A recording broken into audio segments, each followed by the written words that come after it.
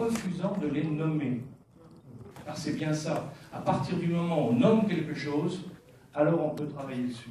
À partir du moment où il y a un déni de réalité, qu'on ne veut pas parler de quelque chose parce que ça gêne, parce que ça va contre ses idées, parce que ça va contre ses idéologies, mon idéologie, à ce moment-là, on élimine le problème, mais puisqu'on l'élimine, on ne le règle pas, et évidemment, il pète à la figure, comme on l'a vu encore récemment plusieurs fois.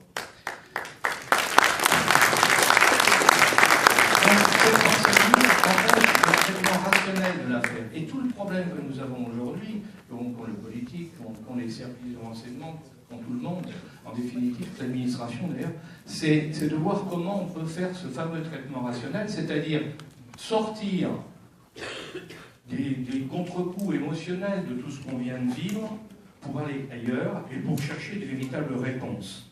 Hein. Et tout en sachant que dans notre société, et à côté de la pensée, de ce système de pensée unique, nous avons des promoteurs de l'extrémisme de tous bords, hein, qui se réjouissent de ce qui se passe. Parce que pour eux, l'explosion de la société va leur permettre d'arriver plus vite à ce qu'ils veulent, à savoir la désintégration de la société telle que nous la vivons. Donc, on a donc des alliés objectifs, comme aurait dit Lénine, hein, qui vont être autour et qui vont voir d'un très bon œil ce qui se passe. Et qui vont contribuer à ce fameux déni dont je parlais tout à l'heure et qui fait qu'on n'aura pas le courage, la volonté d'affronter la réalité en face. Et ce qui est très intéressant dans ce qui se passe aujourd'hui, c'est justement qu'on assiste du fait de la mobilisation générale, ce qu'on appelle la majorité silencieuse qui s'est réunie à la grande manifestation qu'on a vue. Eh bien, il est clair que depuis ça, tous les politiques de tous bords disent c'est le moment ou jamais pour remettre en cause un certain nombre de blocages et aller plus loin. Alors on va voir jusqu'où ça peut aller, mais en tout cas, au niveau des services de renseignement, il est évident que c'est très important. Parce que si on ne peut pas identifier l'adversaire, si on ne peut pas travailler contre l'adversaire avec les moyens qu'il faut, dans le respect des valeurs de la République, on est bien d'accord là-dessus, mais on ne peut pas arriver à avoir des véritables résultats.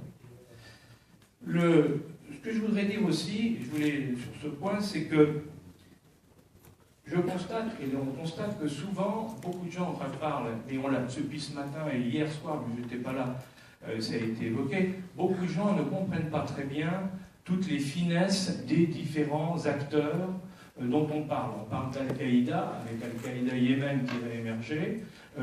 On oublie, j'ai vu personne ne dire que Al-Qaïda, Al-Zawahiri, qui est le chef spirituel d'Al-Qaïda depuis le début, Ben Laden c'était le patron emblématique, mais le vrai chef, le chef spirituel c'était Al-Zawahiri. Al-Zawahiri a dit « Je quitte le Pakistan et l'Afghanistan, l'objectif c'est l'Inde.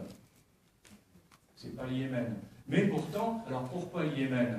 C'est parce que comme ils ne peuvent plus travailler au Pakistan, en Afghanistan, les bases d'entraînement et de formation des terroristes d'Al-Qaïda qui vont aller travailler en Inde sont au Yémen.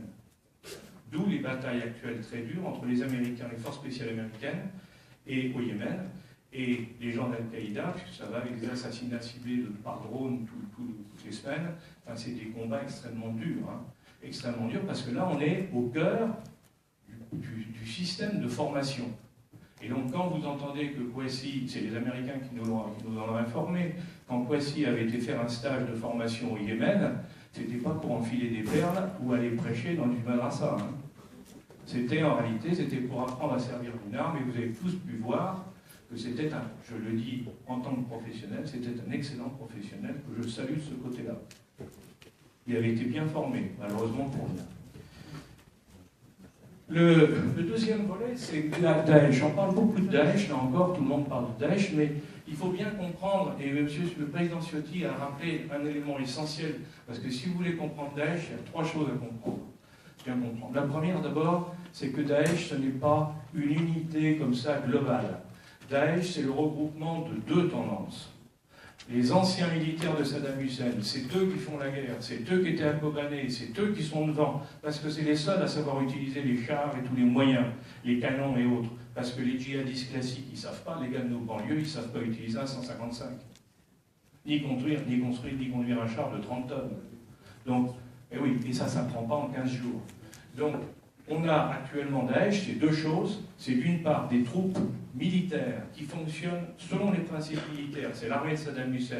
enfin, ce qui a survécu à Saddam Hussein, et de l'autre côté, ce qu'on appelle nous les djihadistes, qui sont des troupes d'occupation derrière et qui couvrent un certain nombre de choses. Ce qui est très intéressant dans cette affaire-là, c'est de voir que la technique utilisée par Daesh pour prendre des territoires, parce que là aussi, il faut bien le comprendre par rapport à ce qu'on voit et la médiatisation que nous avons. Bon, premier temps de l'opération, on envoie des agents dans la zone que l'on veut conquérir. Et on achète les gens. Dans cette zone du monde, c'est assez facile. Les tribus sunnites sont à vendre les unes et les autres. Et les édiles municipaux aussi. On l'a bien vu à Mossoul, où on a donné à Daesh la banque, ils ont gagné des milliards, ce qui fait que c'est le mouvement terroriste le plus riche qu'on ait jamais connu dans le monde. Et ils ont piqué 70 chars américains qui étaient là, qu'on a abandonnés sans combat. Bon, j'espère que pas l'un d'entre vous ne pense que l'armée se replie sans combat pour rien. C'est parce qu'ils avaient été achetés, bien entendu. Donc, les résultats, on a en face de nous maintenant des gens qui ont des moyens extrêmement importants. Et on ne peut pas régler ça comme ça d'un coup de baguette magique ou d'un simple bombardement aérien. Donc, pendant le premier temps de l'opération, chez Daesh, on envoie des gens, alors là, oui, des djihadistes, on les envoie pour aller convaincre que ça va être merveilleux une fois qu'ils seront arrivés dans le pays, parce que la liberté va revenir, la liberté religieuse bien entendu, mais la liberté va revenir. Ça c'est la première étape. Ça se passe en général très bien, et les gens ont confiance. Deuxième temps après, Daesh envahit. Et là, il s'agit de mettre une main de fer sur le pays. Et c'est à ce moment-là qu'on a les opérations de terreur médiatisées que vous avez pu voir, qui sont toutes organisées et structurées par des professionnels de la communication. Je ne vous conseille pas de regarder toutes les exécutions qui montrent à la télévision, dans les films, mais si vous les regardez, vous verrez que ce sont des professionnels qui font les films. Il y a des chants, des contre-chants, des plans américains, des retours, il y a tout ce qu'il faut. Et à chaque fois, ils améliorent. Alors, on s'est aperçu à un moment que bon, nos décapités, ça ne touchait plus personne. Alors, on a fait décapiter par des Européens, des Occidentaux. Maintenant, c'est encore mieux, on fait tuer par des gosses, c'est encore plus payant. Et puis, je sais pas si vous savez, il y a 4 jours à Mossoul, ils ont tué 13 petits gosses de 12 ans parce qu'ils regardaient un match de foot et que c'est interdit par la région locale. Ça fait quand même 3 dans le dos. Mais en réalité, alors vous allez dire, c'est monstrueux. Non, bien sûr que c'est monstrueux. Mais dans leur esprit à eux, c'est faire régner la terreur pour que personne ne bronche et qu'ils aient une tranquillité totale dans les territoires occupés. Et il s'y ajoute le fait que ça leur permet aussi de faire des impôts, parce qu'il faut bien qu'ils vivent, ces braves gens, de percevoir des impôts extrêmement importants de tous ceux qui sont riches en leur mettant le marché en main. Tu donnes de l'argent ou on te tue. Ce qui est évidemment un système assez efficace. Si nos percepteurs faisaient pareil en France, ils auraient certainement plus d'argent que l'on a actuellement. Nous ne le souhaitons pas, bien entendu. Ensuite, et troisième temps, une fois que donc ils ont fait régner la terreur et que tout le monde est convaincu qu'ils sont capables de tout faire, alors à ce moment-là, eh ben, on revient sur un fonctionnement normal. Parce que si vous regardez bien, c'est ce qui se passe à chaque fois.